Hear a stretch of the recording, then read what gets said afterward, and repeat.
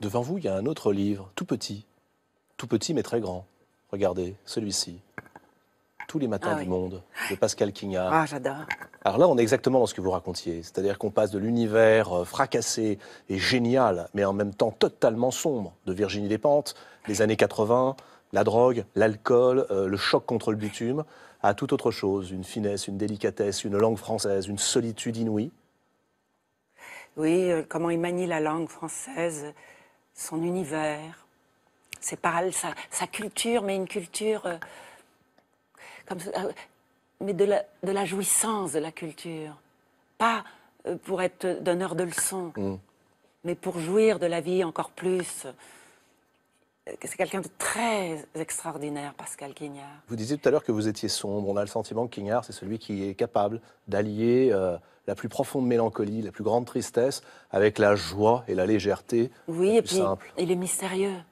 Parce Ah. que lui aussi, il s'avance masqué.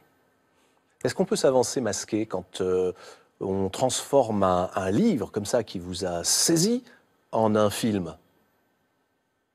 Moi, je pense que on s'avance masqué, mais tout ce qu'on a envie de dire de soi, on le dit d'une façon transposée, raccourcie. Qu'il faut être un peu comme un rébus, qu'il faut retrouver. Je ne crois pas que je pourrais jamais me confesser. Oh, je ne chercherai jamais à vous confesser. En revanche, vous allez sur Premiers émois. Je pense que c'est Alexandre Dumas. Quel âge? 10 ans, On dit souvent que c'est une lecture de garçon, Alexandre Dumas. peut-être. Je pense avoir été très frappée par Le Comte de Monte-Cristo. C'était comme une leçon de vie qu'après, c'était très difficile après de rentrer dans la grisaille et la résignation, alors que là, Le Comte de Monte-Cristo, ça donnait l'idée que dans la vie, on peut toujours s'en sortir. L'histoire d'une vengeance également, Monte Cristo. Oui, d'une revanche. De tout ce que c'est comme si c'était la victoire des vaincus et des humiliés. Alors ça, c'est les toutes premières lectures. Vous êtes quel genre de lectrice? Je suis sans loi ni règle. Je n'ai pas de panthéon. Je n'ai pas de respect des chefs-d'œuvre. De respect des chefs-d'œuvre, c'est-à-dire? Ben, que je peux lire n'importe quoi, et puis tout d'un coup, avoir mis au même rang un livre que j'avais lu, qui m'avait plus ou moins plu, et puis tout d'un coup, découvrir un chef-d'œuvre. J'ai pas du tout eu la notion de, vous voyez, de pas perdre mon temps. J'ai jamais eu l'impression de perdre mon temps en lisant n'importe quoi, le pire comme le meilleur. Et que souvent, voilà, je disais, il y a les livres et la littérature. La littérature, c'était non seulement me raconter une histoire, donc ça, c'est les grands écrivains, mais qui me donne aussi une vision de la vie. Ce qu'on disait tout à l'heure avec Gérard, qui m'aidait à vivre. Un style qui rentrait en vous comme la pluie. Donc, voilà, j'ai lu en désordre. J'ai lu des choses que les gens avaient lues tout de suite parce qu'ils en avaient entendu parler dans la radio ou à la télévision. Alors que je me souviens d'avoir lu un livre comme Vassili Grossman, mais très longtemps après que les gens en aient parlé. Ce que j'aime beaucoup, ça me console. J'ai une vision noire de la vie, moi, Fanny. Alors que dans la littérature, il y a quelque chose qui résout les choses. Nous mettons une vie à vivre, à se colter avec les échecs, les difficultés, les espérances, les illusions. Un grand écrivain, c'est un clairvoyant. C'est quelqu'un qui a une distance par rapport à vous. Il vous fait gagner du temps. Moi, souvent, on me disait, mais ceux qui aiment la vie ne lisent pas. Mais moi, je crois que c'est le contraire. Ça vous fait gagner du temps, la littérature. Et que, moi, j'ai souvent dit cette phrase que je lisais comme on se drogue, c'est-à-dire pour intensifier la vie ou pour oublier le chagrin. Et qu'après, curieusement, non seulement vous avez oublié le chagrin, mais vous avez envie de vivre. Et puis c'est une drogue qui n'a pas de descente, si?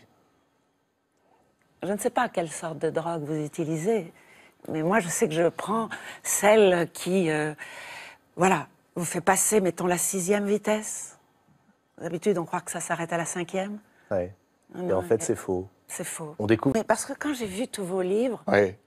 curieusement, les livres, c'est qu'on on ne les oublie jamais, ceux qui vous ont marqué. Et on se souvient exactement dans quelles circonstances, où vous étiez, comment vous étiez, où vous alliez. Et moi, je me rappelle que l'Idiot, je l'ai lu chez mes grands-parents, dans une maison au milieu des bois. Et je me souviens qu'il y avait très peu d'électricité et que je voulais finir ce livre et que ma grand-mère me disait « Rentre », parce que je lisais dehors. « Rentre, tu vas te crever les yeux ». Parce qu'autrefois, on disait que si on lisait sans qu'on voit très... Et donc, ce prince Mishkin et ce Rogojin, ils ont aussi construit ma vie. C'est intéressant ce que vous êtes en train de nous dire, parce qu'en réalité, l'Idiot, c'est aussi l'opposition entre la bienveillance et le cynisme. C'est ça, votre vie? Oui, ou la partie d'ombre et de lumière qu'on avait tous en nous, qui ne cesserait de se battre, mais que souvent, on m'a demandé quel est le personnage historique que vous admirez le plus. Ouais. Et moi, je disais le prince Mishkin. Mais c'est pas un personnage historique, vous a-t-on rétorqué? Oui, mais il était un peu comme... il était christique. Il arrivait la main tendue. Il ne subissait pas l'humiliation des snobs, des intellectuels, des gens qui tenaient le haut du pavé. Il s'avançait dans la vie vraiment comme un prince. Les autres l'appelaient l'idiot, mais c'était un prince. Ça veut dire également parfois que les personnages de fiction sont plus vrais que les personnages historiques? Bien sûr. Ouais. Prenez Macbeth, prenez Richard III, prenez Hamlet, ou prenez tous les personnages de Balzac. Prenez le père Goriot, prenez la duchesse de Langeais. Ils ont tellement été saisis sur le vif de l'écrivain qui doit sûrement se servir de tout ce qu'il connaît, de tout ce qu'il a vu, de tout ce qu'il a rencontré, que c'est ça ce que je vous dis, que c'est de nature essentielle. Et si je prends par exemple Rose Ferraud, je crois que c'était son nom, Rose Ferraud.